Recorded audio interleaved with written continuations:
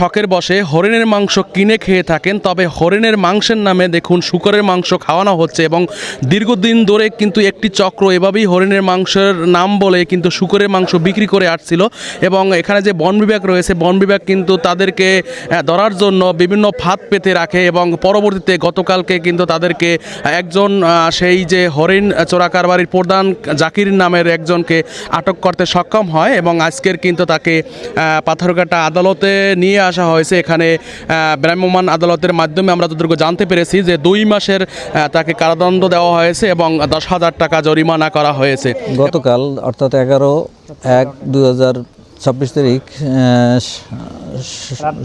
সন্ধ্যার পর থেকে আমরা উৎপাতে থাকি এবং এই আমাদের অভিযানটা দীর্ঘদিন যাবৎ চলমান ছিল। এই ধরনের শূকর পাস হয় এই সংবাদটা আমাদের কাছে আসার পর থেকেই আমরা বিভিন্ন সময় বিভিন্ন কৌশলে টহলে থাকি যে আসামি ধরার জন্য। তো গতকালকে আমরা একটা ইনফরমেশন পাই, যার পরিপ্রেক্ষিতে কালকে রাত আকিজ নিয়ে এলো বিশ্বমানের বেবি ডায়াপার মাম্মাম কটন সফট ম্যাটেরিয়াল, বাবুকে দেবে র্যাশ ফ্রি সুপার কমফর্ট। 10:30টার দিকে আমরা সংবাদ পাই যে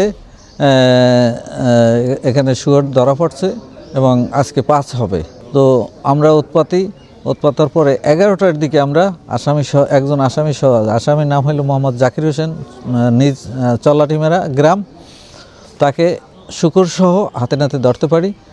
ধরে আমরা আমাদের কাস্টডিতে রাখি। পরবর্তীতে 12 তারিখ বিজ্ঞ জুডিশিয়াল ম্যাজিস্ট্রেট আদালতে হাজির করি। বিজ্ঞ জুডিশিয়াল ম্যাজিস্ট্রেট মহোদয় আসামি এবং আমাদের যে উদ্ধারকৃত শূকরটি সরজমিনে দেখেন এবং আসামিকে 2 মাসের সশ্রম কারাদণ্ড প্রদান করেন এবং 10,000 টাকা জরিমানা করেন। অনাদায়ে আরও 10 দিন কারাদণ্ড প্রদান করেন এবং জব্দকৃত যে আমাদের শূকরটি আছে, শূকরটি আমরা চিকিৎসার পরে ওই সংরক্ষিত বনেই অবমুক্ত করার জন্য আদেশ দেন।